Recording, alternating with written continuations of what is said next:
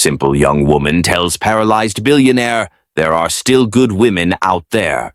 In a world where trust is hard to come by, one simple woman's words challenged a paralyzed billionaire's view on love. When he said, "All women are bad people," she looked him in the eye and boldly responded, "Sir, there are still good women out there." Her honesty ignited a spark in him, one he never expected. What started as a simple confrontation turned into a life-changing journey, filled with passion, doubt, and ultimately a love that defied all odds. Today, I want to share this incredible story with you, my beautiful story family. But before we begin, let me say something very personal to me. As we continue to make these videos, we put in a lot of effort hoping they reach and inspire many people. One of my biggest goals is to show the value of love, humility, and kindness, and how these qualities can make the world a better place. I would love to know where you're watching from, so please share it in the comments below. I'm so grateful for every single one of you, and I can't wait to connect with all of you as we continue to grow this amazing community.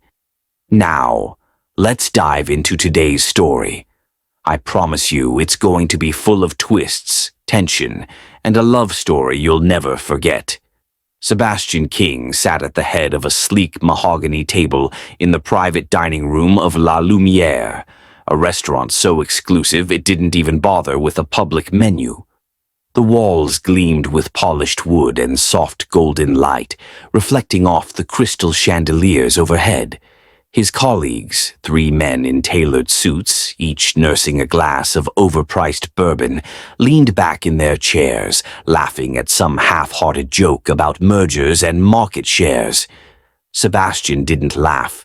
His wheelchair hummed faintly as he adjusted his position, his sharp gray eyes scanning the room with a restlessness that never seemed to fade.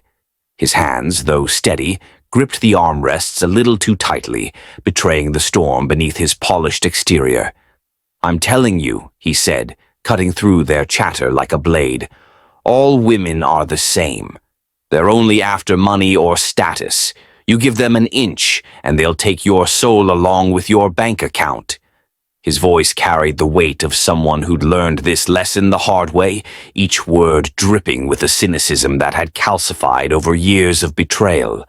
The men around him shifted uncomfortably, exchanging glances, but none dared challenge him. Not Sebastian King, the man who'd turned a crumbling tech empire into a billion-dollar juggernaut, even after the accident that stole his legs and his trust. The faint clink of a glass being set down drew his attention to the far corner of the room. A woman stood there, her caramel skin glowing softly under the warm lights, her posture unassuming yet commanding. She wore a simple black dress, nothing flashy, but the way she carried herself made it clear she didn't need extravagance to stand out. Amara had been clearing a nearby table, her movements efficient but not rushed, when Sebastian's words sliced through the air. She paused, her dark eyes narrowing slightly, and then she turned toward him, stepping closer with a boldness that made the air in the room feel heavier. "Excuse me, sir," she said, her voice steady but laced with an edge that demanded attention, "but you're wrong. There are still good women out there. Not everyone's chasing what you think they are." Her words hung there, sharp and unapologetic, cutting through the haze of cigar smoke and privilege.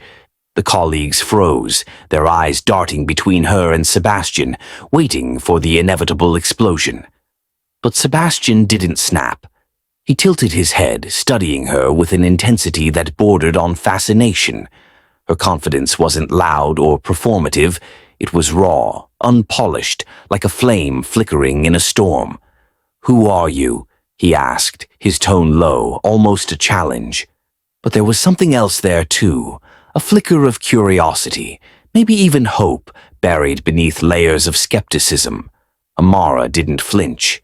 Just someone who's tired of hearing generalizations thrown around like they're gospel. She held his gaze for a moment longer, then turned on her heel, her footsteps soft but deliberate as she walked back towards the kitchen. The sway of her dress left a faint impression in the air, and Sebastian found himself staring after her, his mind racing in a way it hadn't in years. "Sebastian, you all right?" One of his colleagues, a wiry man named Paul, ventured cautiously, swirling his bourbon. "She's got some nerve, huh?" "She's got something," Sebastian murmured, more to himself than to Paul. His fingers tapped the armrest of his chair, a restless rhythm that mirrored the questions swirling in his head. Who was she? Why did she care enough to speak up?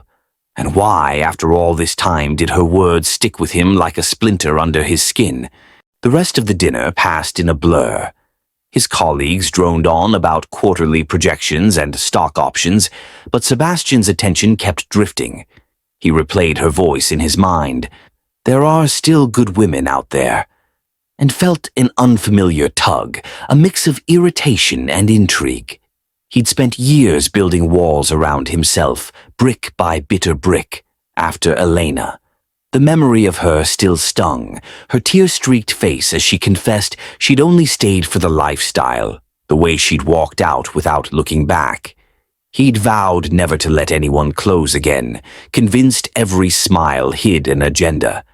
But this woman, this stranger, had stormed past his defenses with a single sentence. As the waiter cleared the plates, Sebastian made a decision.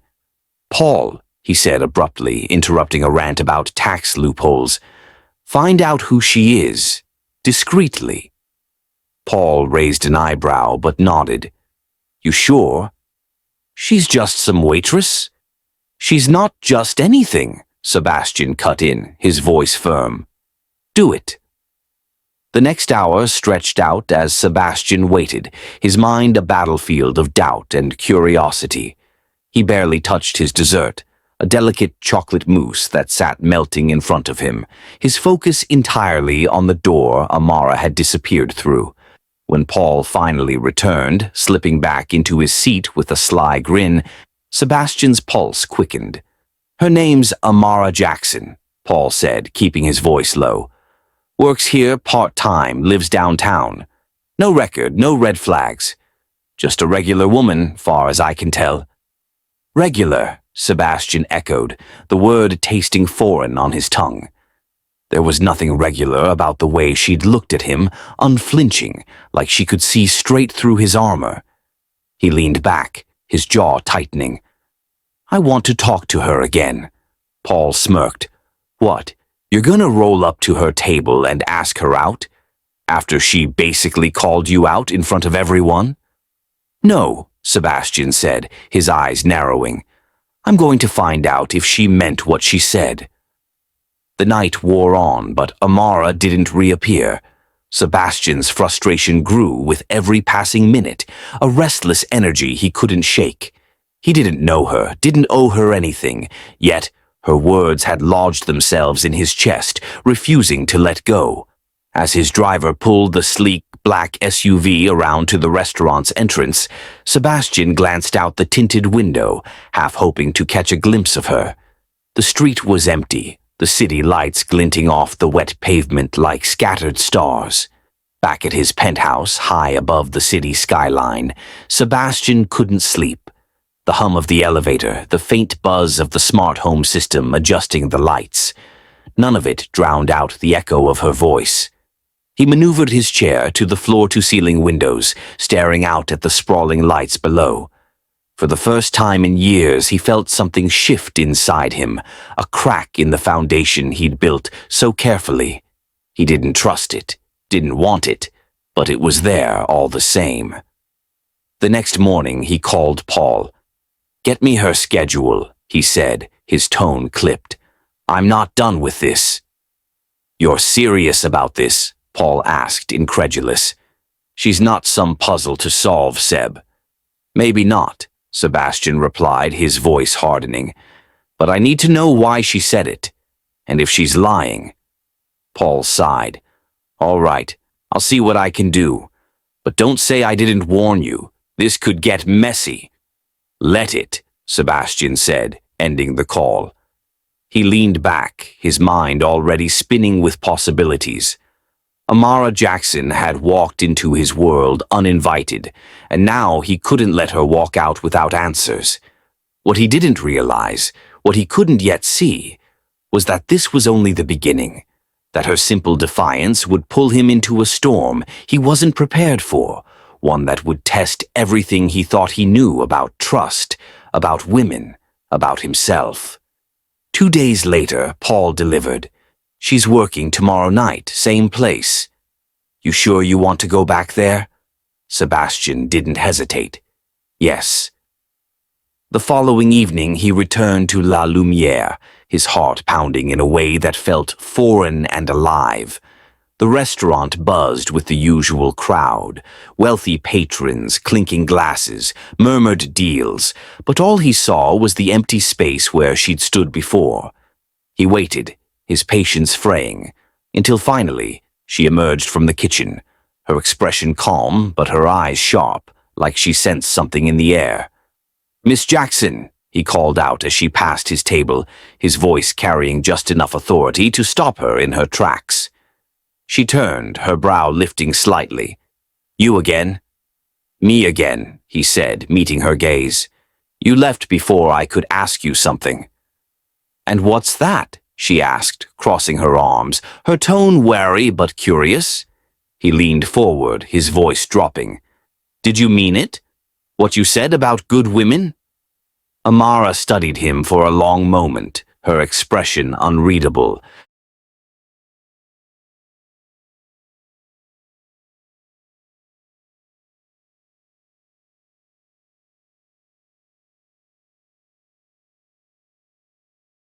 Then she smiled, not warmly but with a quiet defiance that sent a shiver through him. "Why don't you stick around and find out?" Before he could respond, she walked away, leaving him with more questions than answers. And as the night stretched on, Sebastian King realized he was hooked, not just on her words, but on the mystery of her, a woman who'd dared to challenge the fortress of his cynicism with nothing but her own unyielding truth. Sebastian watched Amara disappear into the hum of the restaurant, her parting words looping in his mind like a song he couldn't shake. "Stick around and find out." It wasn't just her defiance that gnawed at him. It was the way she'd said it, with a quiet strength that felt like a dare. He spent the rest of the night at the table, nursing a glass of untouched scotch, his colleagues' chatter fading into static. By the time he left, the city lights blurring past his tinted windows, he knew he couldn't let it end there. She'd sparked something in him, anger, curiosity, maybe even a sliver of hope, and he needed to understand why. The next few days were a blur of restless energy. At his penthouse, surrounded by sleek marble and glass, Sebastian found himself distracted, his usual focus splintering. Meetings dragged on, numbers on spreadsheets blurred, and every conversation felt like noise. He kept seeing her face, those dark, unflinching eyes, that subtle curve of her lips when she'd smiled. He hated how much space she'd taken up in his head, hated that he cared. But he did, and that was enough to push him into action. "Paul," he said into his phone one morning, his voice sharp as he stared out at the skyline, "I need more than her schedule. I need to meet this woman. Find a way." Paul's sigh crackled through the line. "You're not letting this go, are you? All right, give me a day. But Seb, she's not some project you can dissect." "She's not a project," Sebastian snapped, though the words felt hollow even to him. "She's something else. Just do it." While Sebastian's world churned with determination, Amara's was a different kind of chaos. Downtown, in a cramped apartment with peeling paint and a flickering light bulb, she sat at a wobbly kitchen table, bills spread out like a losing hand of cards. Her second job at a diner had cut her hours, and the restaurant gig barely covered rent. She rubbed her temples, exhaustion tugging at her bones, but her jaw stayed set, resolute. She'd been here before, scraping by, juggling shifts, refusing to break. Her phone buzzed with a text from her sister, Lila. "You okay? You look like you're carrying the world again." Amara typed back a quick, "I'm fine," but her fingers hesitated over the keys. She wasn't fine. She was tired. Tired of the grind. Tired of proving herself to a world that didn't care. Back in his high-rise office, Sebastian paced, or rather, wheeled, restlessly, his chair humming against the polished floor. Paul strode in, a tablet in hand, his expression a mix of amusement and caution. "Got something for you. Amara Jackson. Lives in a rough part of town, works 2 jobs, no family money. She's clean, Seb. No skeletons, no scams. Just a woman trying to keep her head above water." Sebastian's brow furrowed. 2 jobs? Yeah. Waitress at La Lumiere and a diner on 5th. She's not exactly living the high life. Sebastian leaned back, processing. It didn't fit. Her confidence, her poise, clashing with a life stretched thin. "I want her here," he said finally. "Offer her a job, personal assistant, something that gets her close." Paul blinked. "You're kidding. You don't even know her." "I know enough," Sebastian shot back, his voice firm. "Make it happen." Across town, Amara was wiping down tables at the diner when her phone rang. She didn't recognize the number, but answered anyway. Her tone clipped. "Yeah?" "Miss Jackson." The voice was smooth, professional. "My name's Paul Carter. I work for Sebastian King. He'd like to offer you a position. Personal assistant, full-time, good pay, benefits. Interested?" Amara froze, a damp rag dangling from her hand. "Sebastian King? The guy from the restaurant?" "The same. He was impressed by you." She laughed, short and sharp. "Impressed? I called him out. What's this really about?" Paul hesitated, then said, "He wants to know who you are. This is his way of finding out. Look, the offer's real. You'd start next week if you say yes." Amara's mind raced. The money could change everything. No more double shifts. No more late-night walks home in the dark. But Sebastian King? The bitter billionaire in the wheelchair with his cold eyes and sharper tongue? She didn't trust it. Didn't trust him. Yet the weight of those bills, the exhaustion in her bones, pressed down hard. "I'll think about it," she said finally. "Give me a day." "Fair enough," Paul replied. "I'll call tomorrow." She hung up, staring at the cracked linoleum floor. A lifeline dangled in front of her, but it came with strings, strings tied to a man who saw the world through a lens of distrust. She didn't know if she was stepping into opportunity or a trap, but as she finished her shift, the question lingered. Could she afford to say no? The next day, Paul relayed her response to Sebastian. "She's on the fence," he said, leaning against the desk. "You spooked her, I think." "Good," Sebastian replied, a faint smirk tugging at his lips. "Let her stew. She'll come around." And she did. That evening, Amara called back. "Fine," she said, her voice tight. "I'll take it. But tell him this. I'm not here to play games." Paul grinned as he passed the message along. "She's in, Seb. Starts Monday." Sebastian nodded, satisfaction settling over him like a rare calm. "Good. Let's see what she's made of." Monday arrived, and Amara stepped into Sebastian's world, a towering glass building that felt more like a fortress than an office. She wore a simple blazer and slacks, her chin high despite the nerves twisting her gut. The receptionist led her to a private elevator, and when the doors opened, there he was, Sebastian King, waiting, his gray eyes locking onto hers with an intensity that made her breath catch. "Miss Jackson," he said, his tone smooth but edged with something she couldn't place. "Welcome." "Mr. King," she replied, matching his coolness, "let's get one thing straight. I'm here to work, not to prove anything to you." His lips twitched, not quite a smile. "We'll see about that." And with that, the dance began.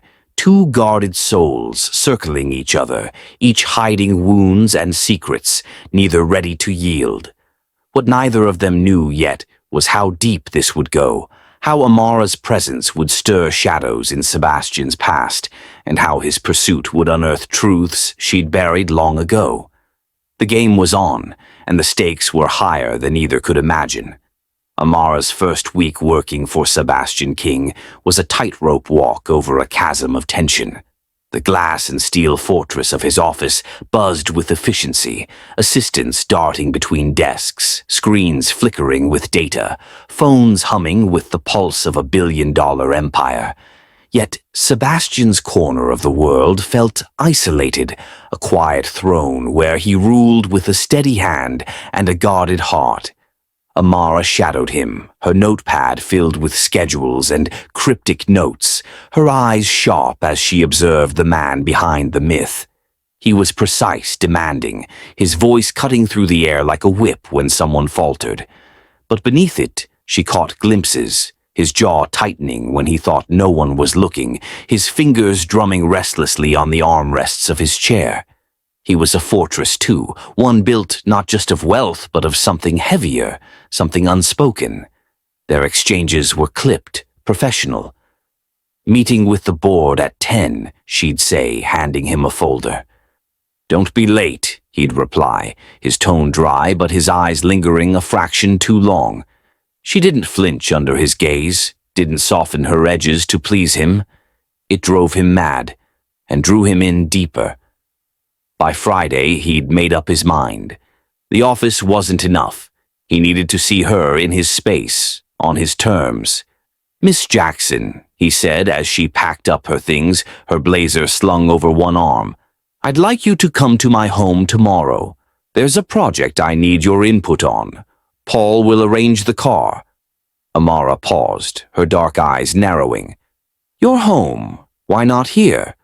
"Because I said so," he replied, his voice smooth but firm, testing her. She didn't argue, just nodded once, sharp and decisive. "Fine. What time?" 9. "Don't be late." She wasn't. The next morning, a sleek black car pulled up outside her apartment, the driver holding the door as she slid in, her stomach knotting despite her calm exterior. The drive wound through the city, past gleaming towers and into the hills, where the air grew cooler and the houses sprawled into estates. Sebastian's mansion loomed ahead, a sprawling marvel of stone and glass, perched like a king's castle overlooking the chaos below. The gates swung open silently, and Amara stepped out, her boots clicking against the cobblestone as she took it all in. It was beautiful, yes, but cold, like him. Inside, the air smelled faintly of cedar and leather. A housekeeper led her through a maze of halls, past walls lined with art she didn't recognize, to a vast study where Sebastian waited. He sat by a massive window, the morning light framing him, his wheelchair a silent extension of his presence. The room was all dark wood and high ceilings, bookshelves stretching to the sky, a fireplace crackling despite the warmth outside. He didn't turn as she entered, but she felt his awareness, the way the air shifted when she stepped closer. "Miss Jackson," he said finally, his voice low, resonant. "Sit." She didn't. "I'd rather stand, thanks." "What's this project?" He turned then, his gray eyes locking onto hers, sharp and unyielding. "Patience. We'll get to that. First, tell me, what do you think of all this?" He gestured vaguely, toward the room, the house, the empire he'd built. Amara crossed her arms, her posture relaxed but her gaze steady. "It's impressive, but it's just stuff. Doesn't tell me anything about you." His brow arched, a flicker of surprise crossing his face before he masked it. "Most people see the wealth and assume they know everything." "I'm not most people," she said simply, and there it was again, that quiet defiance, the spark that had hooked him from the start. He leaned forward slightly, his hands resting on the armrests.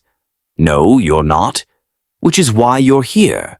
I've been watching you this week. You're sharp, efficient, but you don't bend. Why is that? She tilted her head, studying him. I don't see the point in bending for someone who hasn't earned it. You're my boss, not my king. A laugh escaped him, short and rough, like he hadn't meant to let it out. Fair enough. Let's see if I can earn it then. He gestured to a chair across from him, his tone softening just enough to intrigue her. This time she sat, crossing her legs, waiting. For the next hour they talked about the project, a vague plan to streamline his personal schedule, but it quickly veered into something else. He tested her, probing with questions about her life, her choices. Why 2 jobs? He asked at one point, his voice casual but his eyes intent. Necessity, she said, unflinching. Not everyone's born with a silver spoon. He didn't flinch either. I wasn't. I built this from nothing. After the accident, I had to rebuild it all over again. She nodded, filing that away. That explains the chip on your shoulder. He smirked, leaning back. And what's your excuse? Life, she said, her tone dry but her eyes flashing with something raw. It's not kind to everyone. The conversation danced like that, push and pull, each peeling back a layer without giving too much away. She saw the man beneath the billionaire, the frustration in his clenched jaw, the flicker of pain when he shifted in his chair. He saw her resilience, the way she held herself like someone who'd fought for every inch she stood on. By noon, the housekeeper brought coffee and they paused, the silence thick with unspoken questions. You're not what I expected, he said finally, setting his cup down, his gaze piercing. What did you expect? She asked, sipping hers, unfazed. Someone softer. Someone who'd fawn over the house. The money. You don't. I don't believe in fairy tales, Mr. King, she said, her voice steady, cutting through his charm like a blade. Money doesn't make you a prince. It just makes you rich. He stared at her, stunned. No one talked to him like that, not his colleagues, not his ex, not the endless parade of people who'd kissed his ring for a scrap of his favor. Her words hit like a slap, but instead of anger he felt a rush. Admiration, sharp and unexpected. She wasn't afraid of him, wasn't dazzled by him. She saw him and she didn't blink. You're bold, he said, his voice low, almost a growl. Most people wouldn't dare. Most people don't work 2 jobs to pay rent, she shot back, her lips curving slightly, not a smile but a challenge. I don't have time to be scared of you. He laughed again, longer this time, the sound echoing off the walls. You're something else, Amara Jackson. So are you, she said, her tone softening just enough to catch him off guard. But I'm still figuring out what. The rest of the day unfolded in a strange rhythm. They worked, actually worked, sorting through his chaotic personal commitments, her practicality clashing with his stubbornness. She called him out when he pushed too hard and he pushed back, testing her limits. But beneath it, something grew. Respect, fragile and unspoken. He told her about the accident, just the bare bones, the crash, the months in rehab, the betrayal that followed. She listened, her face unreadable, but her silence felt like understanding, not pity. By evening, as the sun dipped below the hills, casting the room in a warm glow, he tried one last time to charm her. You could do worse than this life, he said, gesturing to the view, the mansion, the world he'd built. Stick with me and you won't have to scrape by anymore. She stood, smoothing her blazer, her eyes locking onto his. I don't need a savior, Mr. King. I need a reason. Give me one that's not about your money and maybe I'll stick around. He froze, her words sinking in, stripping away the veneer he'd worn so long. She didn't wait for a reply, just nodded once and walked out, leaving him alone with the crackling fire and a feeling he couldn't name. Admiration didn't cover it. It was more, something dangerous, something alive. For the first time in years, Sebastian King felt seen, and it terrified him. As Amara stepped into the waiting car, her mind raced. He wasn't what she'd expected either, not just a bitter rich man, but someone wounded, someone real. She didn't trust him, not yet, but she couldn't deny the pull. Back at his mansion, Sebastian stared out the window, watching the car disappear down the drive. She'd challenged him, stripped him bare, and walked away unscathed. He didn't know what came next, but he knew one thing.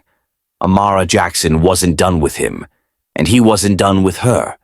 The encounter had shifted something fundamental, and the ground beneath them both was trembling, ready to give way to whatever storm lay ahead. The days following Amara's visit to Sebastian's mansion stretched into weeks, each one weaving a thread of connection between them that neither could fully name. She settled into her role as his personal assistant with a quiet determination, her presence a steady rhythm in the chaos of his life. The mansion became their battleground, not of conflict, but of understanding. Mornings were spent in his study, sunlight streaming through the towering windows as they pored over schedules, contracts, and the endless demands of his empire. Afternoons bled into evenings, coffee cups piling up, their conversations drifting from work to something deeper, unguarded. Sebastian watched her with a growing intensity, noting the way she moved, deliberate, unshaken, even when he pushed her. "Cancel the dinner with the investors," he'd say, testing her, and she'd counter, "You need them more than they need you. Reschedule, don't burn bridges." Her bluntness disarmed him, peeling back layers he'd forgotten existed.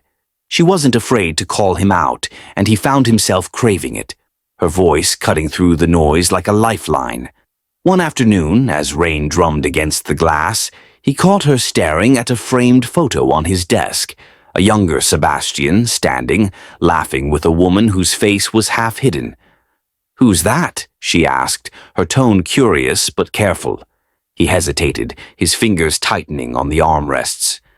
"Elena," he said finally, the name tasting bitter. "Before the accident, before everything." Amara nodded, setting the frame down gently. "She hurt you." It wasn't a question, but he answered anyway. "She left when I couldn't walk anymore, said she couldn't handle it, or me." His voice was steady, but his eyes betrayed him, flickering with old pain. Amara didn't flinch. "That's her loss, not yours."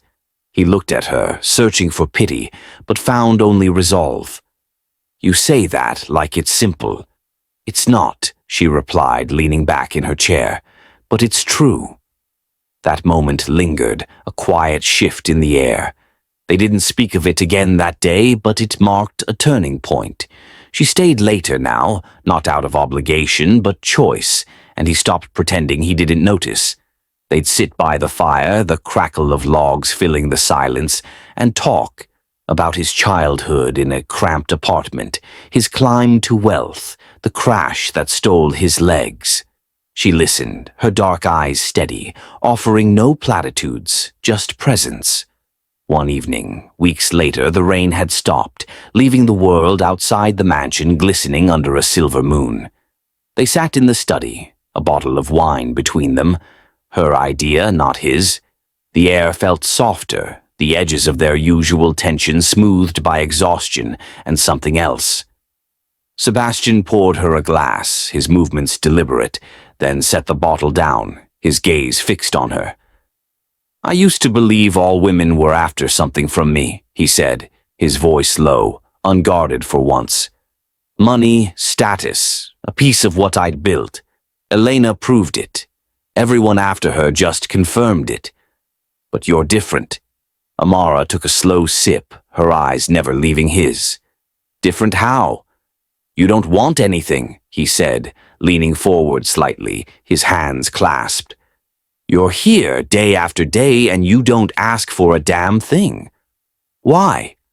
She set her glass down, her expression unreadable for a moment. Then she leaned forward too, mirroring him, her voice steady but threaded with something raw. Because I don't trust people like you either. Wealthy people, powerful people. I grew up with nothing, less than nothing. My mom worked 3 jobs just to keep us fed, and I watched her get stepped on by folks who had everything and still wanted more. Greed's ugly, Mr. King. I've seen it up close.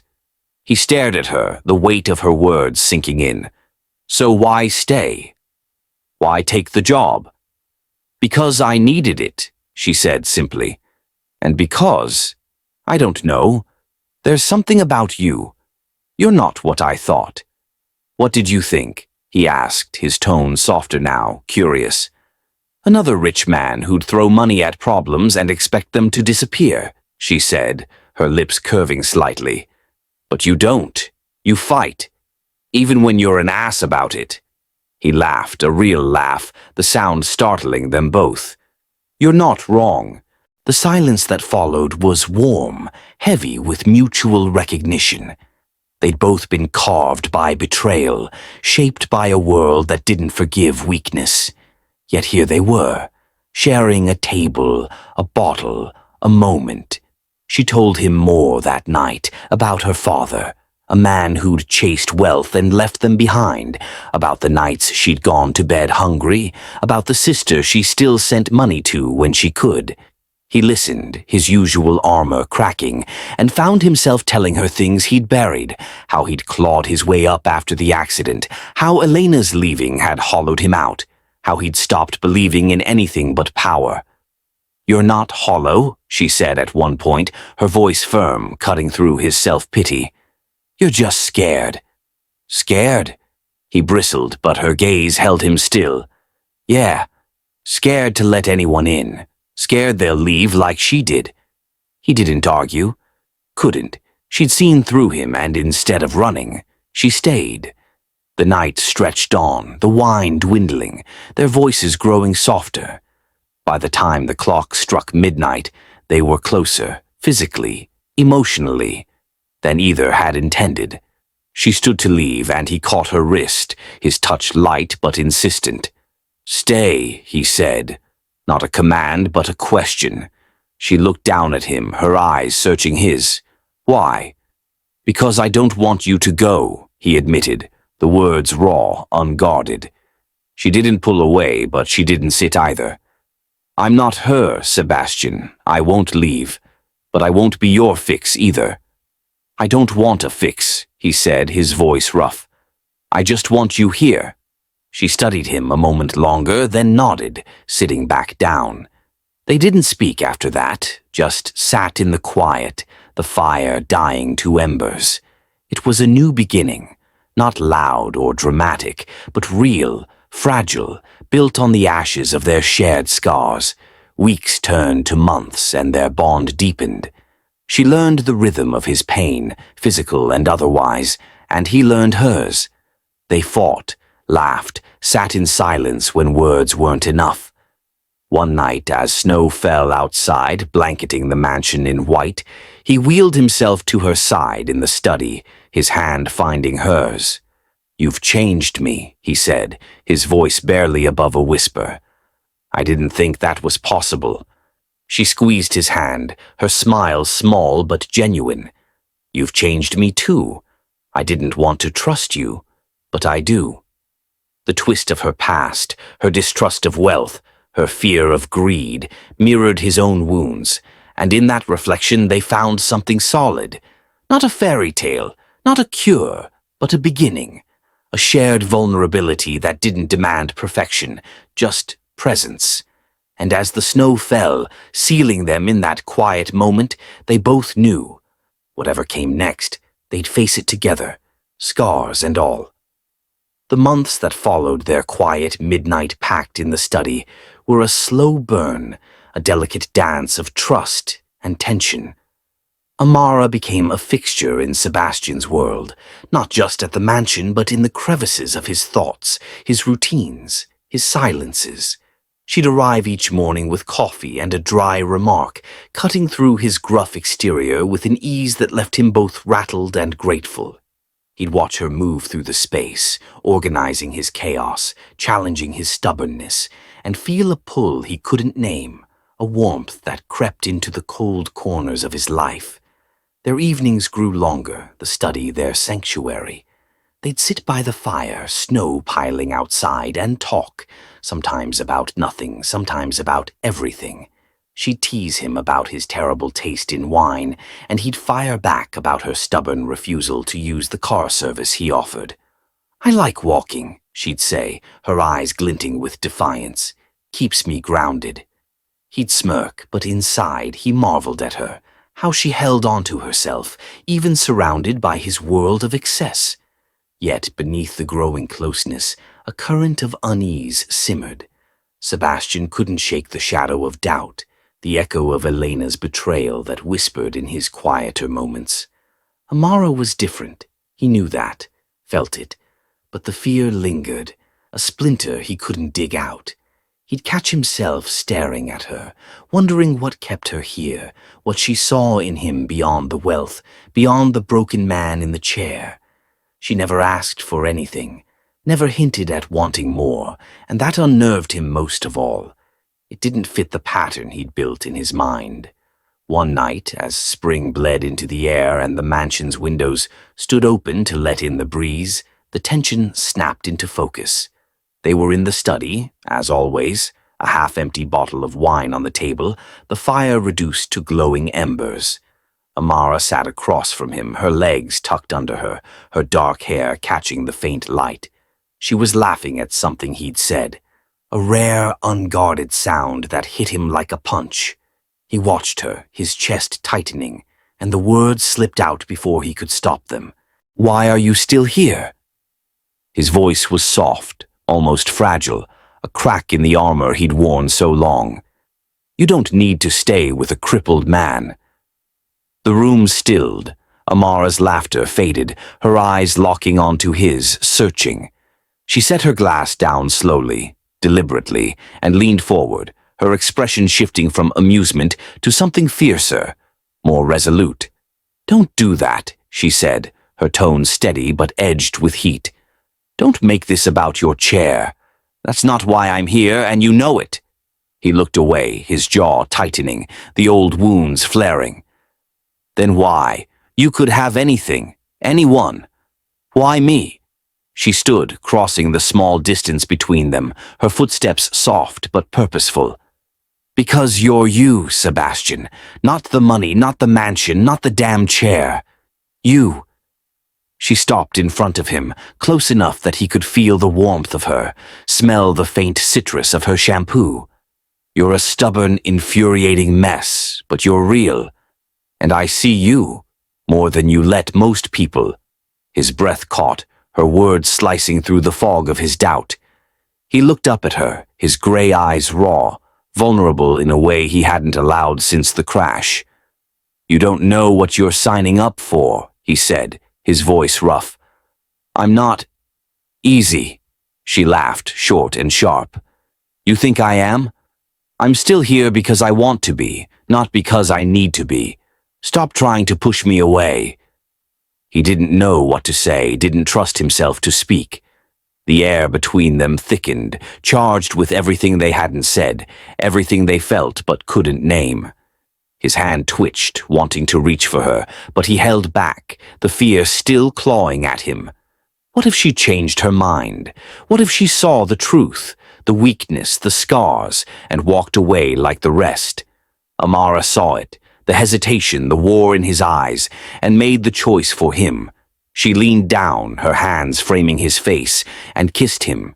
It wasn't tentative or soft, it was sure, fierce, a declaration that cut through his defenses like a blade. Her lips pressed against his, warm and unyielding, and for a moment he froze, stunned by the weight of it. Then he gave in, his hands finding her waist, pulling her closer as he kissed her back with a hunger he hadn't known he still had. The world narrowed to that point.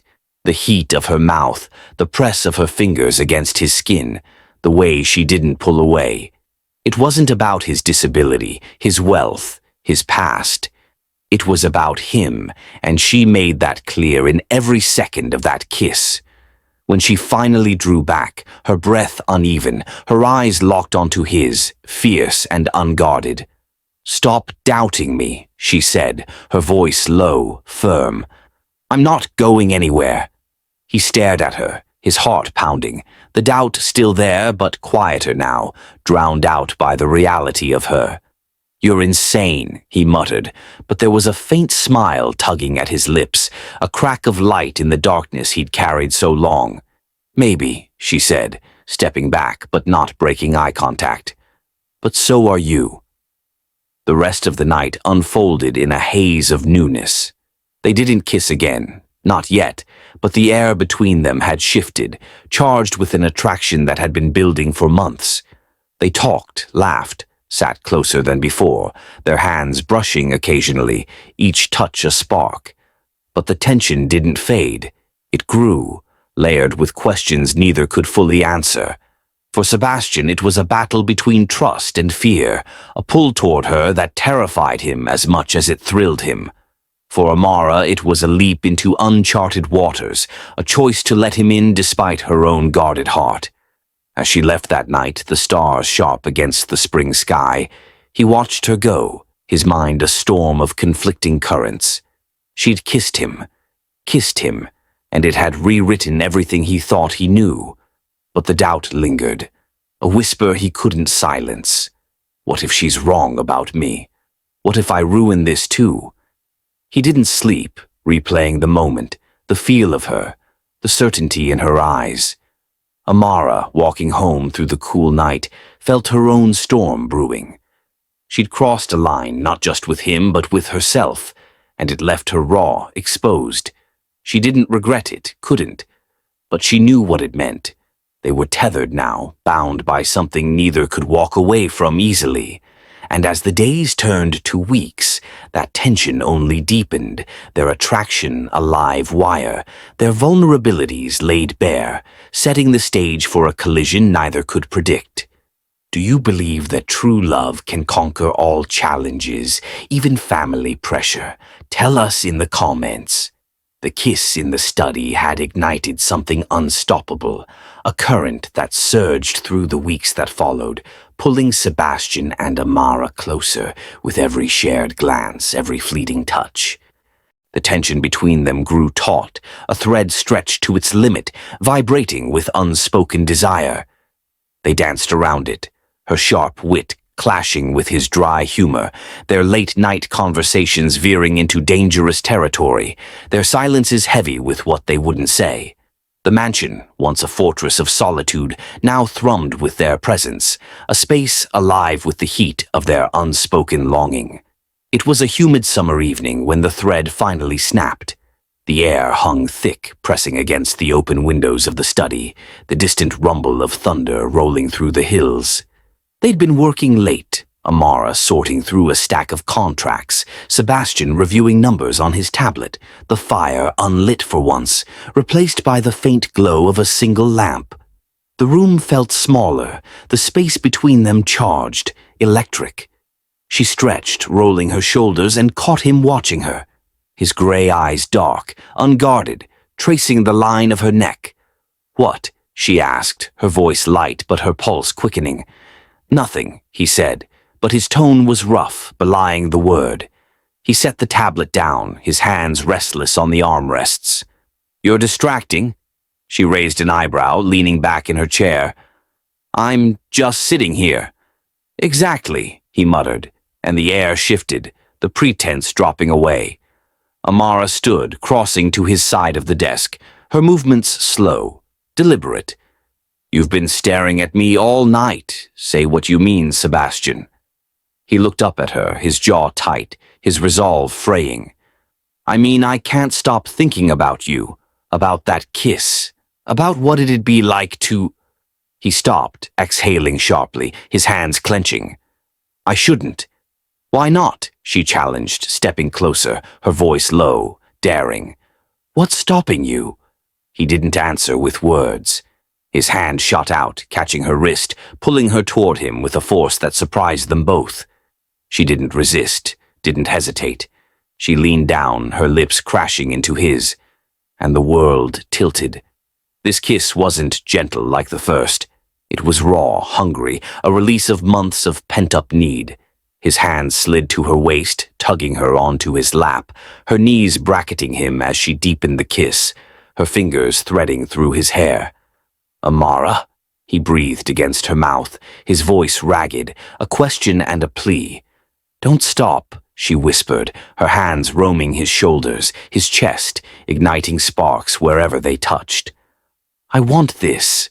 I want you." That was all he needed.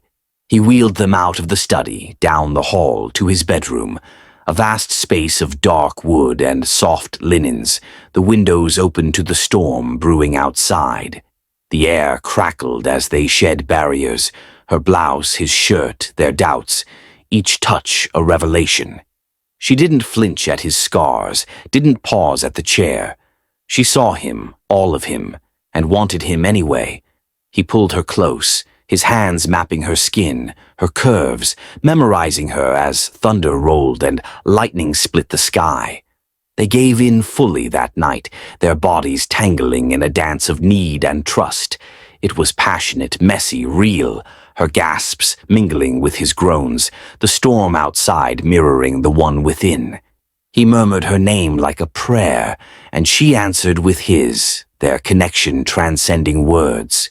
Hours passed in a blur of heat and surrender, the world shrinking to the space between them, until exhaustion claimed them, their limbs entwined, the rain a soft lullaby against the windows. But the morning after brought a shift, a fracture in the afterglow.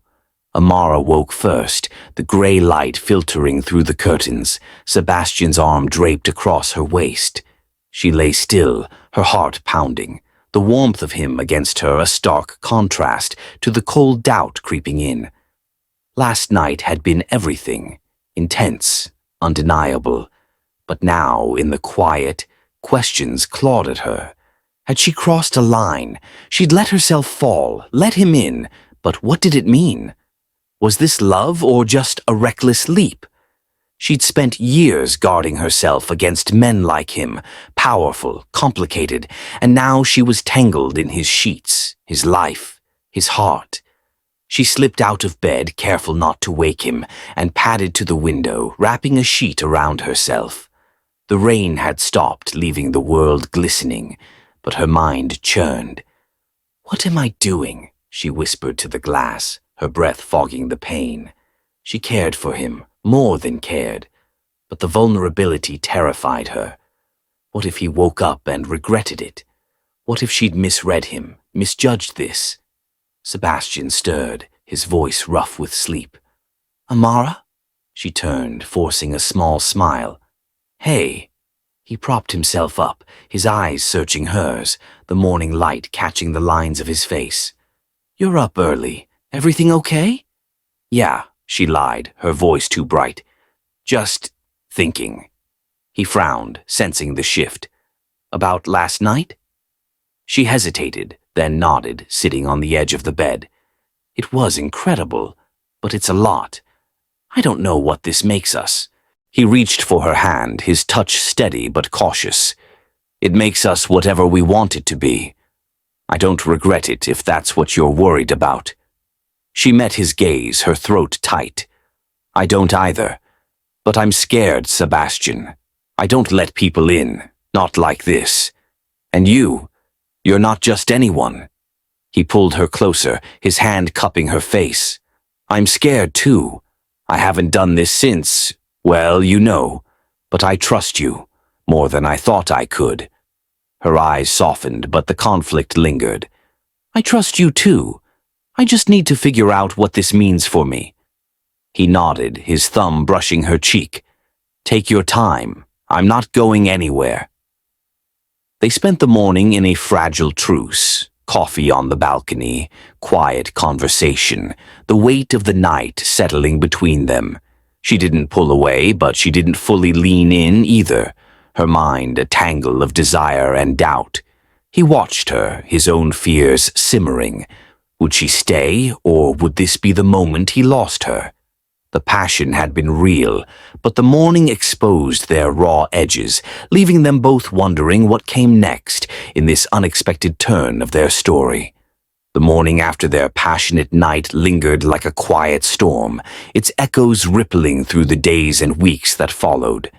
Amara and Sebastian navigated the shift with care, neither pulling away, but neither fully diving in. The mansion held their rhythm, mornings of coffee and shared glances, evenings of work and stolen touches, nights where they'd sit by the fire, the air thick with unspoken questions. She'd catch him watching her, his gray eyes soft yet searching, and he'd feel her presence like a tether, grounding him even as doubt gnawed at his edges. They didn't talk about that night directly, not at first. Instead, they let it simmer, letting their actions speak. She'd rest her hand on his shoulder as she passed, a silent reassurance. He'd wheel closer when they worked, his knee brushing hers, a quiet claim. But the tension remained, a fragile thread stretched between trust and fear. Amara wrestled with her conflict, her heart pulling her toward him, her mind warning her of the risks. Sebastian battled his own demons, wanting her fully, fearing she'd wake up one day and see him as less than enough. One evening, as summer faded into a crisp autumn, they sat on the balcony, the sky streaked with gold and amber. The air smelled of leaves and possibility, and Amara broke the silence. "I don't regret it," she said, her voice steady, her eyes on the horizon. "That night I need to know I'm not losing myself in this." He turned to her, his hand finding hers. "You're not. You're still you, stubborn, fierce, everything I—" He stopped, swallowing the word, then tried again. "I don't want to take anything from you, Amara. I just want to be with you." She squeezed his hand, a small smile tugging at her lips. "I know. I'm getting there." That moment eased something, a knot loosening but not untying. They grew closer still, nights spent tangled in each other's arms, mornings waking to soft kisses, their connection deepening with every shared breath. Yet, beneath it, Amara's hesitation lingered, a quiet echo of her past, and Sebastian felt it, his own resolve hardening. He'd never been surer of anything, or anyone, than he was of her. By late autumn, the leaves had fallen, blanketing the mansion's grounds in rust and gold. Sebastian knew what he wanted, what he needed. He'd spent years building an empire, but Amara had built something greater in him. Hope, trust, a future he hadn't dared dream of. One crisp evening, as the first stars pierced the sky, he made his move. He'd planned it carefully, not grand or ostentatious, but intimate, theirs. The housekeeper was dismissed for the night, the study transformed with candles flickering along the shelves, a small table set with her favorite meal, simple pasta, wine, a nod to the nights they'd shared. When Amara arrived, her hair damp from a sudden rain, she paused in the doorway, her eyes widening. "What's this?" she asked, stepping inside, her boots leaving faint tracks on the wood. He wheeled forward, his expression calm but his pulse racing. "Sit. I want to show you something." She raised an eyebrow but complied, settling across from him, her curiosity piqued. "You cooked?" "Ordered," he admitted, a faint smirk playing on his lips. "But I plated it." She laughed, the sound easing the tightness in his chest. They ate, talked about her day, his latest deal, the way the rain made the city glow. It was familiar, comfortable, yet the air held a charge, a secret he carried in his pocket. When the plates were cleared, he took a breath, his hands steady despite the storm inside. "Amara," he said, his voice low, drawing her full attention. "I need to say something." She tilted her head, her dark eyes locking onto his. "Okay." He reached for her hand across the table, his grip firm, warm. "I never thought I'd find someone like you. After everything, the accident, Elena, the years I spent shutting everyone out, I thought that was it. Just me and this life I built. But then you walked in, called me out in that damn restaurant, and changed everything." He paused, his thumb brushing her knuckles. "You see me, all of me, and you stay. You make me better, make me want more than I ever thought I could have." Her breath hitched, sensing where this was going, but she didn't pull away. "Sebastian, let me finish," he said, his tone soft but insistent. He reached into his pocket, pulling out a small velvet box, and her eyes widened. He opened it, revealing a ring, simple, elegant, a single diamond catching the candlelight. "I love you, Amara. I never thought I'd say that again, but I do. Will you be mine forever?" The room stilled, the weight of his words hanging between them. Amara stared at the ring, then at him, her heart pounding so loud she could hear it. Love. She felt it, had felt it growing for months, but the word, the promise, hit her like a wave. She saw the vulnerability in his eyes, the hope, the fear, and it mirrored her own. Her mind raced. Trust, the one thing she'd guarded so fiercely, now laid bare before her. Could she give it fully? Was she ready? "I," she faltered, her voice trembling, and his face fell slightly, bracing for rejection. She saw it, hated it, and pushed forward. "I love you too, Sebastian, I do. But it's big. I need a minute." He nodded, closing the box but not pulling his hand from hers. "Take all the time you need. I'm not going anywhere." She exhaled, relief and conflict warring inside her. "It's not that I don't want to. I've never let anyone this close. It scares me." "I get that," he said, his voice steady, grounding. "I'm scared too, but I know what I feel, and I'll wait, however long it takes." They sat there, hands clasped, the candles flickering lower, the night stretching around them. She didn't say yes, not yet, but she didn't say no either. Deep down, she knew she'd fallen for him, irrevocably, the kind of love that didn't fade. The hesitation wasn't doubt in him, it was doubt in herself, in her readiness to leap. He saw it, understood it, and that only made her love him more. The rest of the night was quiet, her head resting on his shoulder, his arm around her, the ring box on the table a silent promise.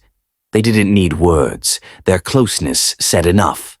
For Sebastian, it was a step, a hope. For Amara, it was a crossroads, a choice she'd wrestle with in the days to come. The proposal had shifted their story, not ending it, but opening a new chapter, one where love and trust would fight to find their balance. The night of Sebastian's proposal lingered like a soft glow, its warmth wrapping around them even as Amara wrestled with her answer. The ring box sat untouched on the study table for days, a quiet sentinel of their unspoken pact. Her hesitation, his patience. They didn't push it. Instead, they leaned into the rhythm they'd built. Mornings were spent in companionable silence, her pouring coffee while he skimmed reports, afternoons filled with work and stolen glances, evenings ending with her curled against him on the couch, the fire crackling as they shared pieces of their days. She hadn't said yes, but she hadn't left either, and for Sebastian that was enough. For now. Autumn deepened, the air growing sharp, the leaves a carpet of crimson and gold outside the mansion. Amara felt the shift inside her, too, a slow thawing of her fear, a growing certainty that Sebastian was her anchor, not her cage. She'd catch herself smiling at him, her heart lighter than it had been in years, and he'd return it, his gray eyes softening in a way that made her ache. They were close, closer than ever, teetering on the edge of forever, when the past came crashing back to test them. It started with a phone call.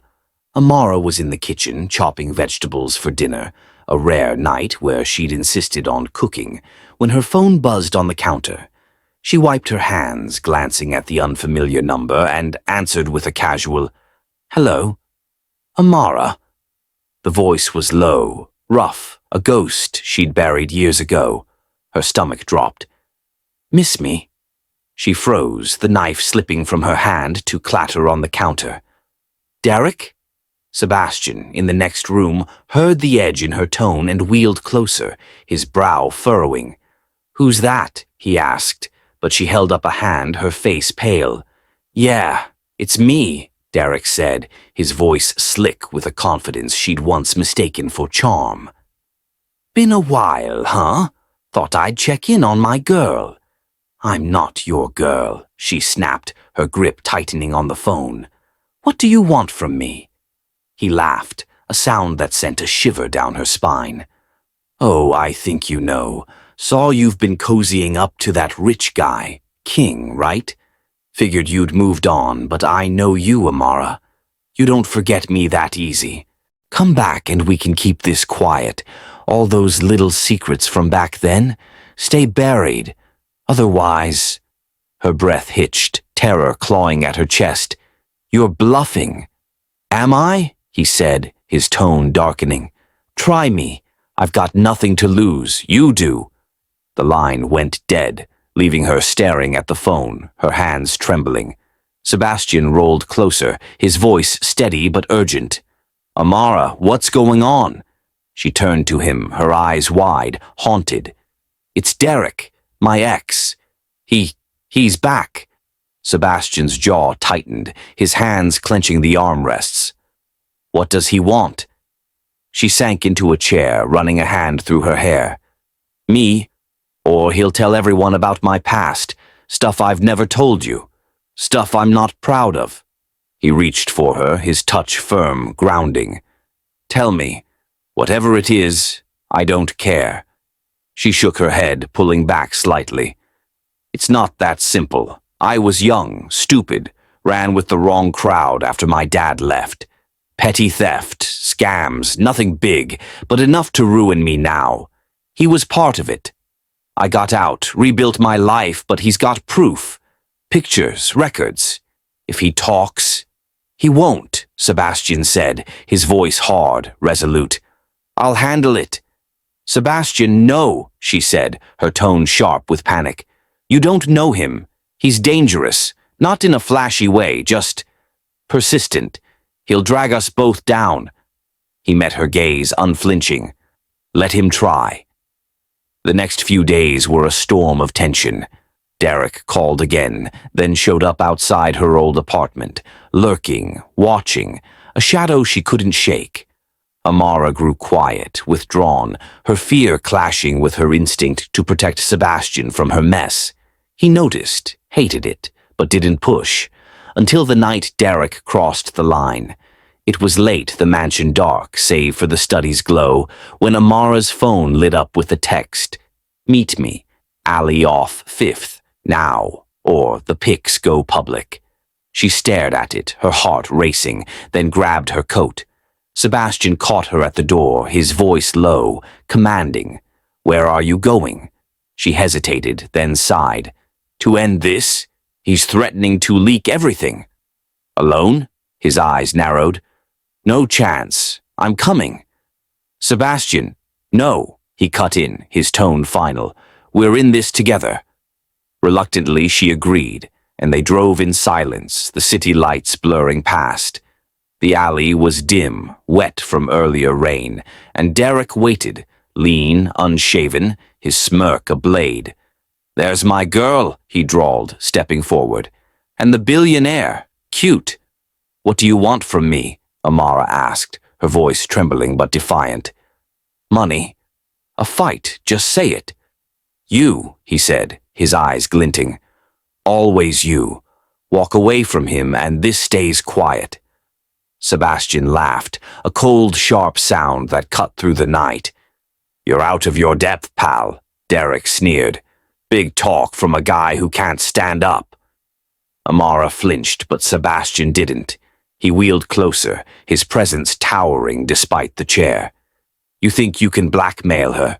Threaten us? Here's what's going to happen." He pulled out his phone, his voice calm, lethal. "Paul, it's me. Yeah, the guy from the file, Derek Hayes. Pull it all. Warrants, debts, every dirty corner.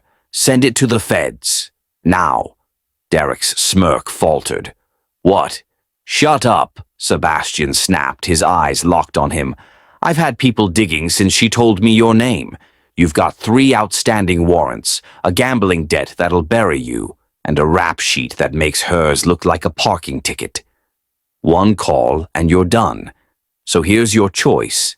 Disappear, or spend the next decade in a cell. Amara stared, shock rooting her in place. Derek's face paled, his bravado crumbling. You're bluffing. Try me, Sebastian said, echoing Amara's words from their first meeting, his voice a steel blade. Derek hesitated, then backed away, muttering curses as he melted into the shadows. The alley fell silent, the tension draining into the night. Amara turned to Sebastian, her breath uneven. How did you? I protect what's mine, he said simply, his hand finding hers. You're not facing this alone. She nodded, relief flooding her, but the conflict lingered. His move had saved her, stunned her, yet it stirred the old fears.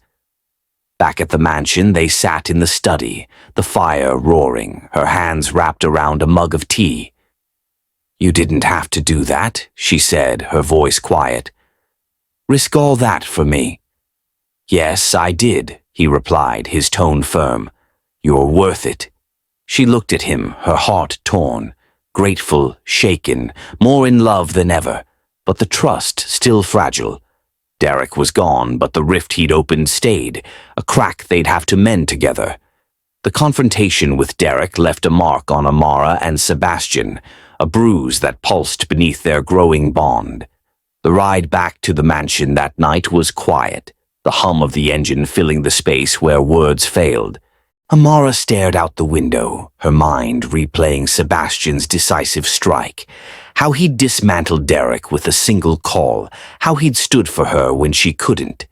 It shook her, the depth of his commitment, and yet it stirred the old doubts too. She'd let him in, deeper than anyone before, but the vulnerability gnawed at her.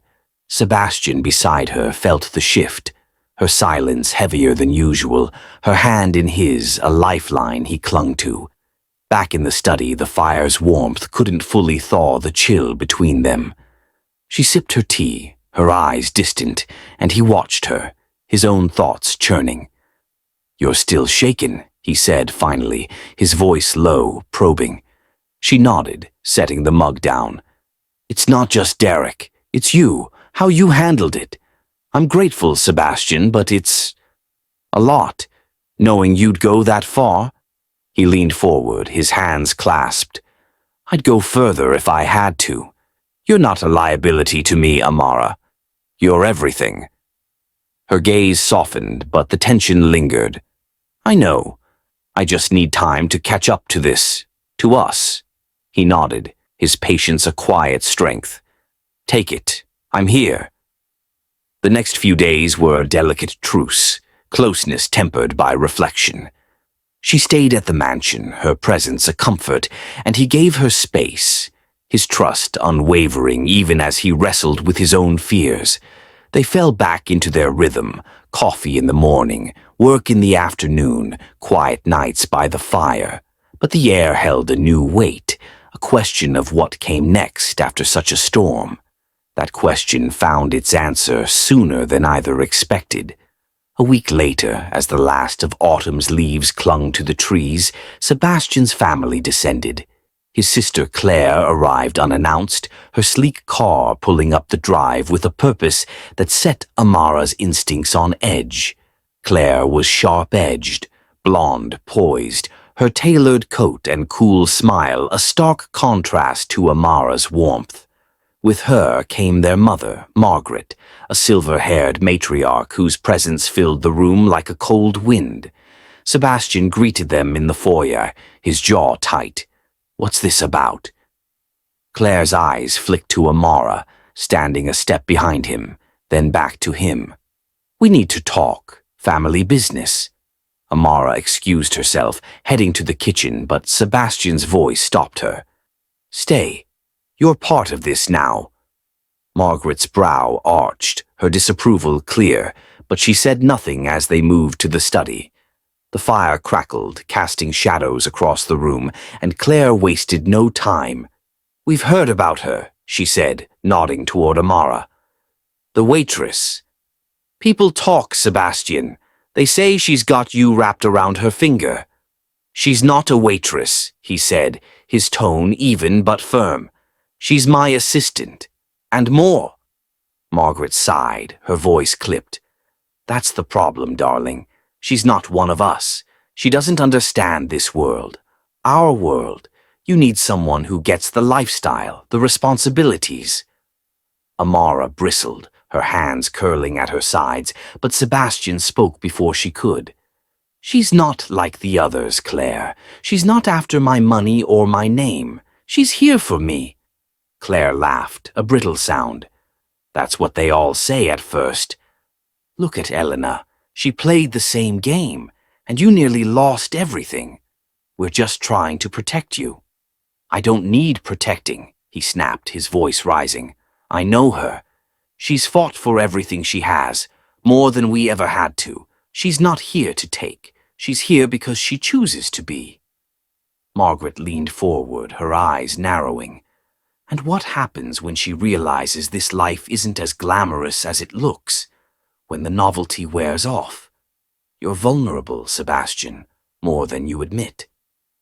Amara stepped forward, her voice steady despite the heat in her chest. "I'm not here for glamour. I'm here for him. If you think I'd leave because it's hard, you don't know me at all." Claire smirked, unfazed.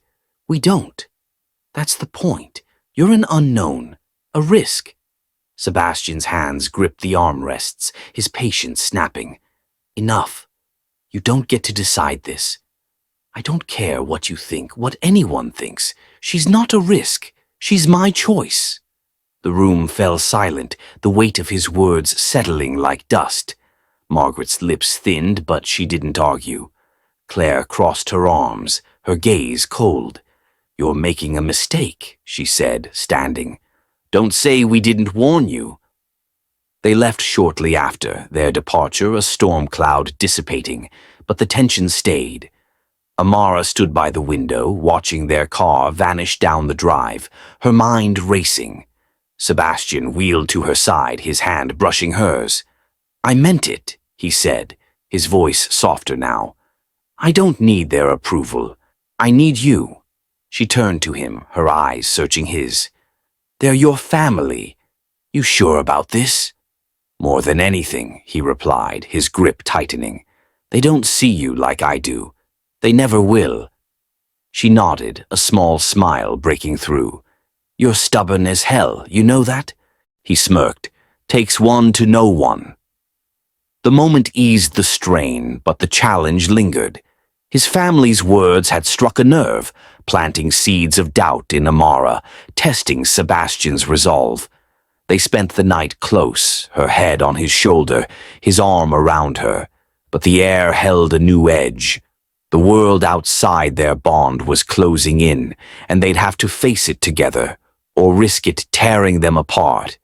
The clash with Sebastian's family left a lingering echo, a ripple that unsettled the fragile peace Amara and Sebastian had carved out. The mansion, once their sanctuary, now felt like a stage where unseen eyes judged her every move. Claire and Margaret's words, sharp, dismissive, replayed in Amara's mind, sowing doubts she couldn't shake. She'd stood her ground, matched their fire with her own, but the aftermath gnawed at her. Did she belong here? Could she?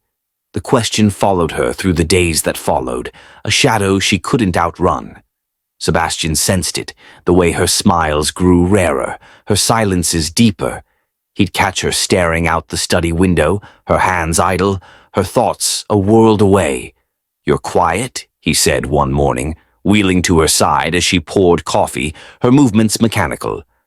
"Just thinking," she replied, her voice light but strained.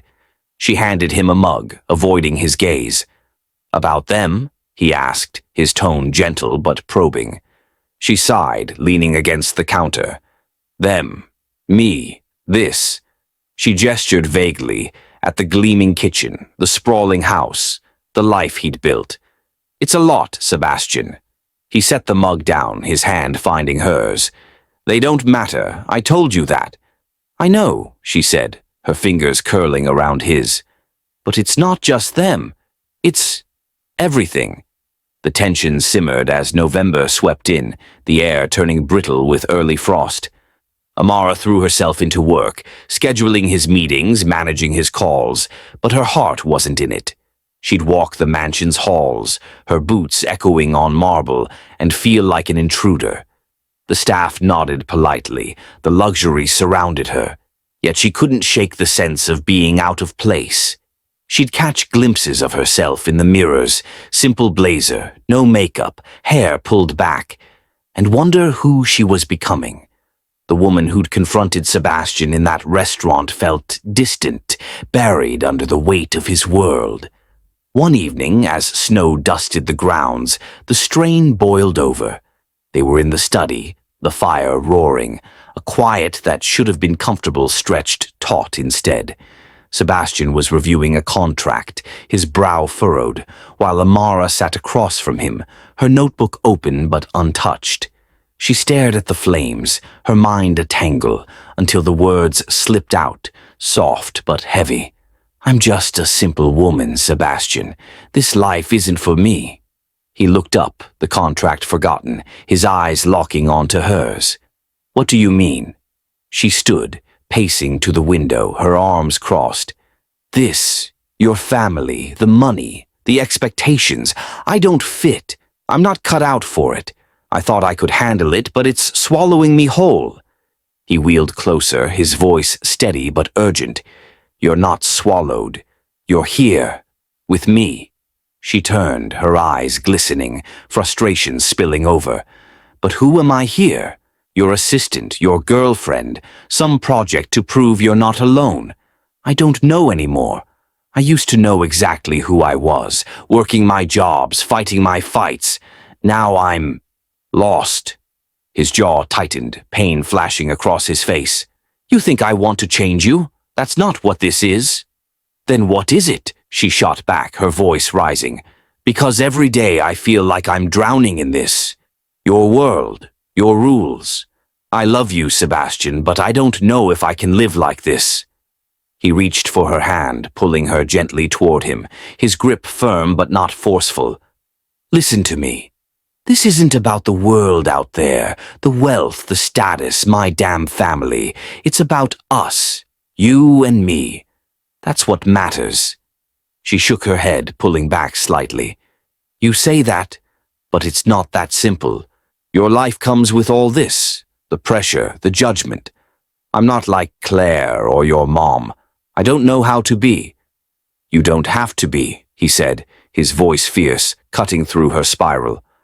I don't want you to be them. I want you, Amara Jackson, the woman who called me out, who doesn't bend, who makes me feel alive. The rest, it's noise. We can shut it out. She stared at him, her chest tight, tears threatening. What if I can't? What if I'm not enough for this? You're enough for me, he said, his hands framing her face, his eyes burning with conviction. The money, the mansion, it's nothing without you. I'd give it all up if it meant keeping you.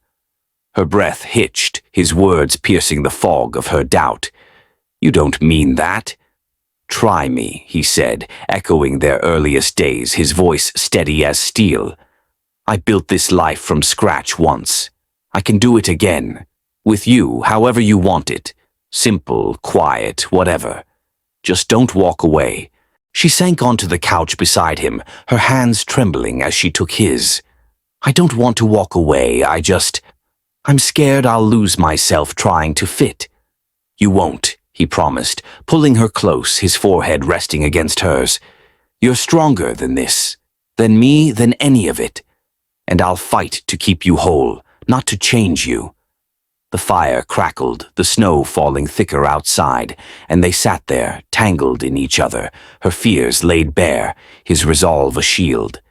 She didn't have all the answers, didn't know if she'd ever fully fit, but his words anchored her, a lifeline in the storm. The struggle wasn't over. The pressure of his world wouldn't vanish. But in that moment she chose to believe him, that their love, not his wealth, defined them. And as his arms tightened around her, she felt the first flicker of hope that she could find her place, not in his world, but with him. The snow continued to fall outside the mansion, blanketing the world in a hush that mirrored the fragile peace Amara and Sebastian found in the study. Her confession, "I'm just a simple woman, this life isn't for me," had cracked something open, and his response, "I'd give it all up if it meant keeping you," had stitched it back together, not perfectly, but enough. They stayed there, her head against his chest, his arms around her, the fire's glow softening the edges of their struggle. The tension didn't vanish, it never would entirely, but it eased, replaced by a quiet resolve to face it together. The days that followed were a delicate balance. Amara leaned into their bond, letting his certainty bolster her own. She stopped fighting the mansion's grandeur, instead claiming small corners, her favorite mug on the counter, a blanket draped over the couch, as her own. Sebastian watched her reclaim herself, his love deepening with every step she took toward staying.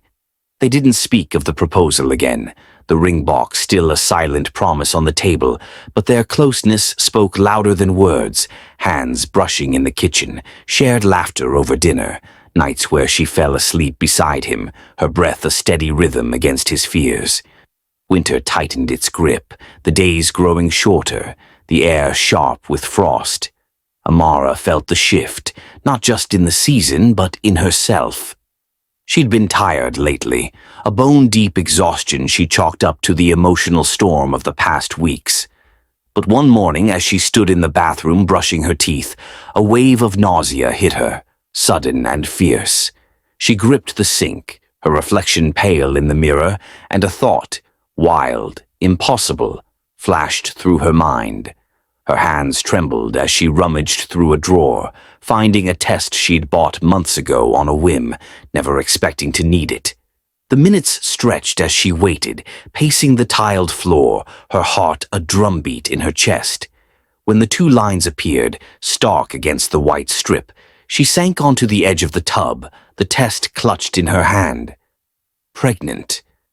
The word echoed, a shockwave through her carefully rebuilt world. Fear surged first. How could she do this? She'd barely found her footing with Sebastian, with his life, and now this. But beneath it, a flicker of something else stirred, hope, fragile but real. She didn't tell him right away. She needed time to sit with it, to let it settle.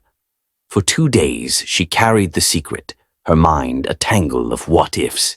She'd catch herself resting a hand on her stomach, imagining a future she hadn't planned, a child, their child, and the fear would war with a quiet joy she couldn't name. Sebastian noticed her distraction, the way she'd drift mid-conversation, but he didn't push, trusting her to come to him when she was ready. That moment came on a snowy evening, the mansion quiet save for the crackle of the fire in the study. They were on the couch, her legs draped over his lap, his hand tracing idle patterns on her knee. She'd been staring at the flames, her silence heavier than usual, and he finally spoke. "You've been somewhere else all day," he said, his voice soft, teasing. "What's going on in that head of yours?" She took a breath, her hand slipping into his, squeezing tight. "I need to tell you something, and I'm scared." His brow furrowed, his grip tightening. "Whatever it is, we'll handle it. Tell me." She met his eyes, her voice trembling but steady. "I'm pregnant, Sebastian." The words hung there, a heartbeat stretching into eternity. His face went blank, shock wiping away expression, and her stomach dropped. She braced for doubt, for fear, for the walls she'd seen him build before. But then his eyes softened, a slow smile breaking through, raw and unguarded. "Pregnant," he repeated, his voice thick with emotion. She nodded, tears pricking her eyes. "Yeah, I found out a couple days ago. I didn't know how to tell you. I still don't know what to think. This changes everything." He pulled her closer, his hands framing her face, his smile widening into something radiant. "It does.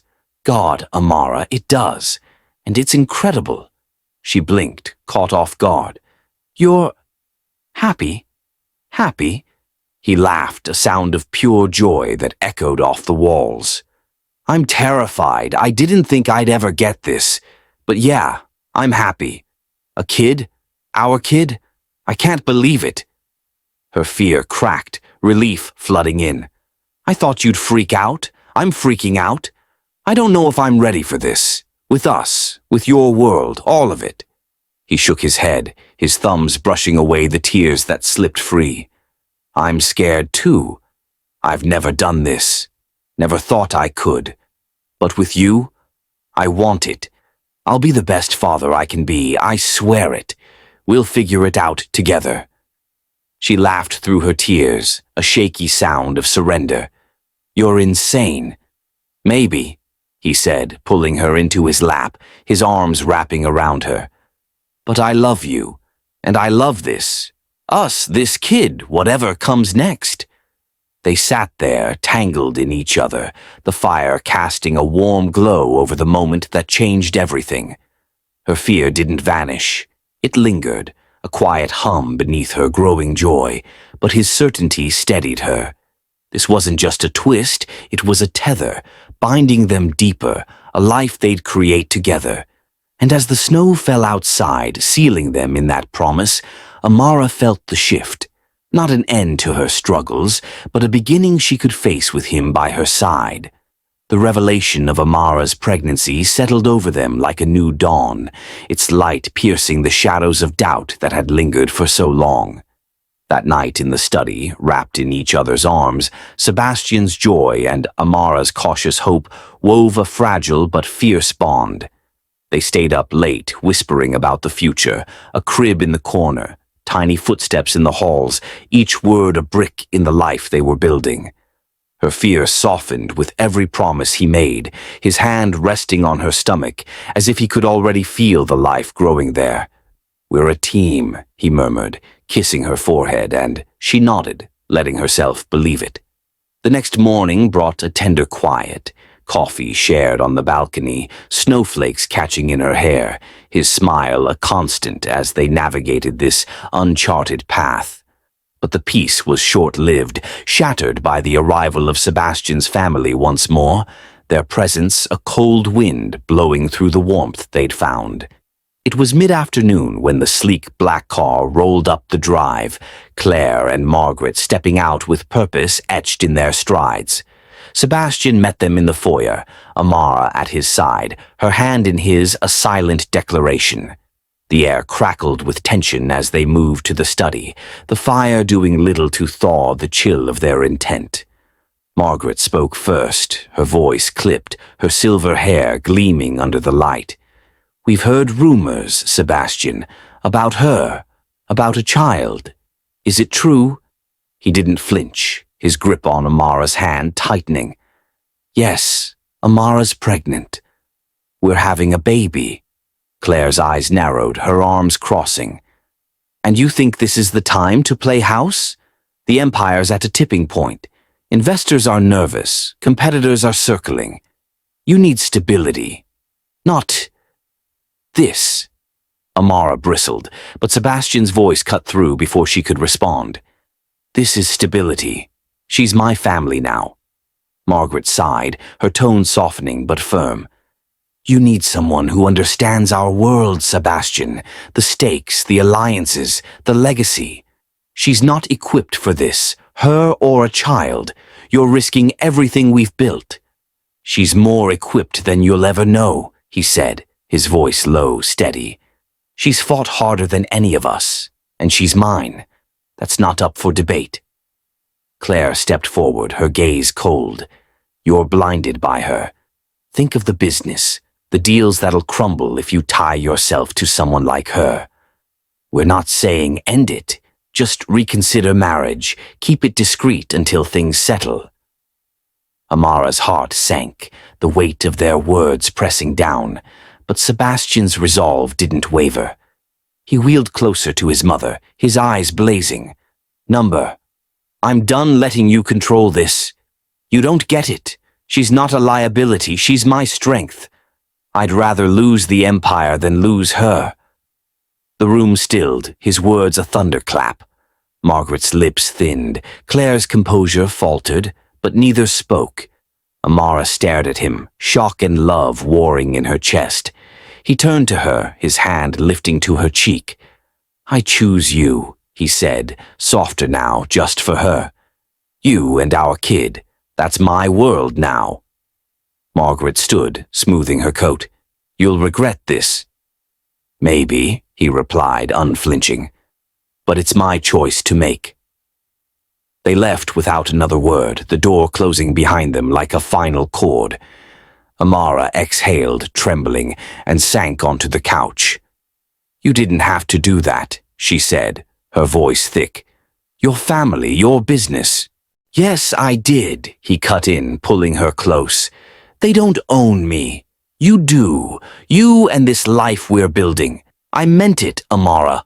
You're my everything." She buried her face in his shoulder, tears slipping free, not from fear but from the weight of his choice. The tension with his family wasn't resolved. It would linger, a battle yet to come. But in that moment, his rejection of their control was a victory, a line drawn in the snow. They held each other, the fire crackling, their future uncertain, but theirs, forged in love over legacy. Sebastian's defiance in the face of his family's pressure reverberated through the mansion, a declaration that shifted the ground beneath them. The silence after Claire and Margaret's departure was thick, charged with the weight of his choice. Amara clung to him, her tears soaking into his shirt, overwhelmed by the depth of his commitment. "You gave up so much," she whispered, her voice raw. "I didn't give up anything," he replied, his hand cradling her face. "I chose what matters." His thumb brushed her cheek, wiping away the dampness, and she nodded, letting his certainty anchor her trembling heart. The snow outside fell heavier, sealing them in that moment, a promise forged against the odds. The days that followed were a quiet flurry of resolve. Sebastian doubled down on his stance, redirecting his focus to secure the empire on his terms, while Amara leaned into the life growing inside her, her hand often resting on her still flat stomach. The tension with his family lingered, an unspoken rift, but it couldn't touch the bond they'd built. And as winter deepened, Sebastian made another choice, one he'd held close since the night he proposed. One evening, with the mansion glowing under a fresh layer of snow, he wheeled into the study where Amara sat by the fire, a book in her lap. He held a small box. Not the ring this time, but something new. "Marry me," he said, his voice steady, eyes locked on hers. "Not tomorrow, not next year, soon. I don't want to wait any more." She looked at him, the book slipping to the floor, her heart pounding. "Sebastian, I know you're still figuring it out," he said, rolling closer. "But I'm sure. I want us, you, me, this baby, to be a family, officially. Say yes." Her hesitation flickered, then faded, swallowed by the love in his gaze. "Yes," she whispered, and his smile broke wide, lighting the room. The wedding came together swiftly, not with the grandeur his family might have demanded, but with a simplicity that felt like them. They chose a quiet spot on the mansion grounds, a clearing framed by snow-laden trees, the air crisp and still. A handful of guests gathered, Paul, a few loyal friends, Amara's sister Lila flown in from out of state. No pomp, just presence. The officiant stood ready, a wooden arch draped in evergreen, the only nod to tradition. Amara walked toward him, her dress white and flowing, simple yet radiant against the snow, a shawl around her shoulders to ward off the chill. Her hair caught the light, her eyes bright with a mix of nerves and joy. Sebastian waited, his chair adorned with a single sprig of holly, his suit sharp but understated. When she reached him, he took her hand, his grip warm, steady.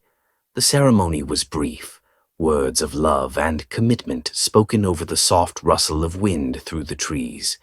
When it was his turn, Sebastian looked up at her, his voice clear despite the emotion thickening it. "This is the happiest day of my life," he said, his eyes never leaving hers. "You've given me everything I didn't know I needed. Love, hope, a future. I'll spend every day making sure you feel the same." Her breath caught, tears pricking as she squeezed his hand. "I was scared I wouldn't fit here," she said, her voice soft but firm. "But with you, I do. I love you, Sebastian, more than I thought I could."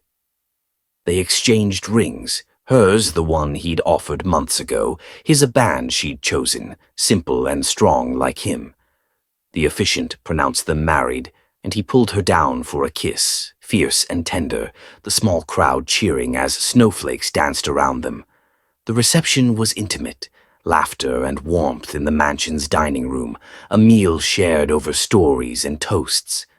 Amara felt the last of her uncertainty melt away, not because his world had changed, but because she'd found her place in it, beside him, as his wife, as the mother of their child.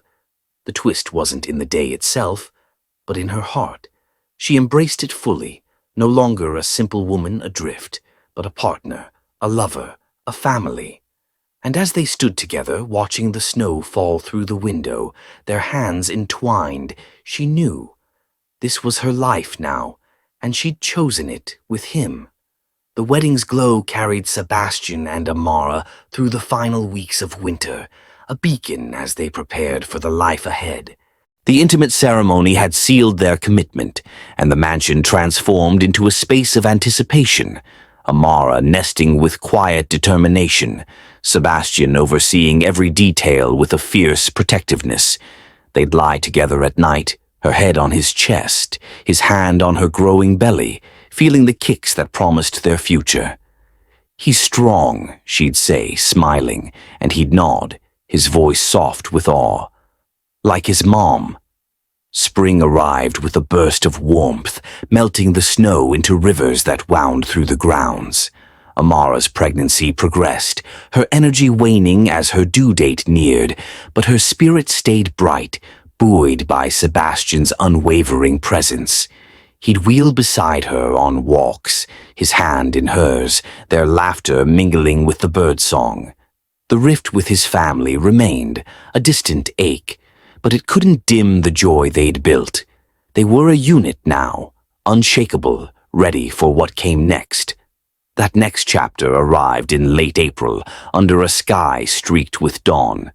Amara woke to a sharp pain, her breath catching as she gripped Sebastian's arm. "It's time," she gasped, and his calm facade cracked into action. He called the driver, helped her into the car, his voice steady despite the tremor in his hands. "You've got this," he said, kissing her knuckles as they sped to the hospital, her contractions tightening with every mile. The labor was long, grueling, hours of Amara's strength tested, Sebastian at her side, his encouragement a lifeline. "You're incredible," he murmured, wiping sweat from her brow, his eyes locked on hers as she pushed through the pain. When their son's first cry pierced the room, raw and triumphant, time stopped. The nurse placed the tiny, squirming bundle in Amara's arms, and she laughed through tears, exhausted and elated. "He's here," she whispered, looking at Sebastian. He stared at the boy, dark hair, tiny fists, a face that echoed them both, and felt his world shift. "He's perfect," he said, his voice breaking as he reached out, his hand trembling as it brushed the baby's cheek. They named him Elias, a name they'd chosen weeks ago, meaning promise, a vow fulfilled in his small, fierce presence. The days that followed were a blur of newness. Sleepless nights, soft cries, the mansion alive with the chaos of family. Amara recovered slowly, her strength returning as she cradled Elias, her love for him a quiet fire. Sebastian adapted with a grace that surprised even him, holding his son against his chest, maneuvering his chair with a bottle in hand, his disability no longer a barrier but a detail eclipsed by this greater truth. He'd spent years defining himself by what he'd lost, his legs, his trust. But now, watching Amara nurse Elias, seeing his son's eyes blink up at him, he realized it didn't matter. His family, Amara, Elias, meant everything. One evening, as dusk painted the nursery gold, Sebastian held Elias, rocking gently, Amara leaning against him. "I used to think I was broken," he said, his voice low, reflective. "But you two, you've made me whole." She smiled, resting her head on his shoulder. "We're whole together." The twist wasn't in the birth itself, but in Sebastian's heart. His disability, once a shadow over his identity, faded into irrelevance. Elias's tiny hand gripped his finger, Amara's warmth pressed against him, and he knew this was his legacy, not the empire, not the wealth, but the love that filled this room. Their bond deepened, a family forged in struggle and triumph, ready for whatever lay ahead. The arrival of Elias wove a new thread into the fabric of Sebastian and Amara's life, stitching together the frayed edges of their past struggles. The nursery became their haven, soft blues and greens, a rocking chair by the window where Amara sang lullabies, Sebastian's low voice joining hers as Elias drifted to sleep. The mansion, once a cold fortress, hummed with warmth, bottles on the counter, toys scattered across the floor, laughter echoing through the halls. They learned parenthood together, nights of shared exhaustion, days of quiet triumphs, each moment deepening the bond they'd fought so hard to build. Sebastian's transformation was subtle but profound. His disability, once a lens through which he viewed every limitation, faded into the background. He'd wheel through the house with Elias in his lap, the boys' giggles lighting up rooms, and feel not the weight of what he couldn't do, but the joy of what he could. Amara watched him bloom, his patience with their son, his fierce love for them both, and felt her own fears dissolve. The doubts about fitting into his world, the insecurities about losing herself, melted away in the face of this reality. They were a family, whole and unbreakable. Spring turned to summer, then autumn again, the seasons marking the growth of their son and their life together. Elias took his first steps, wobbling towards Sebastian's outstretched arms, and Amara cheered, her heart swelling as she captured the moment on her phone. The empire thrived under Sebastian's steady hand, but it was secondary now. His true wealth lay in the quiet evenings with his wife and son, the love that filled their home. One crisp fall evening, as leaves swirled outside, they sat on the back porch, Elias asleep upstairs, the monitor glowing softly beside them. The sky was a canvas of stars, the air cool and still. Amara leaned against Sebastian, her hand in his, the weight of the past a distant memory. She broke the silence, her voice reflective, warm. "We were both lost, you know. Back then, me with my walls, you with yours. But together we found our way." He turned to her, his gray eyes bright with the same love he'd felt that first night she'd challenged him. "Yeah," he said, squeezing her hand. "You pulled me out of the dark. And Elias, he's our light."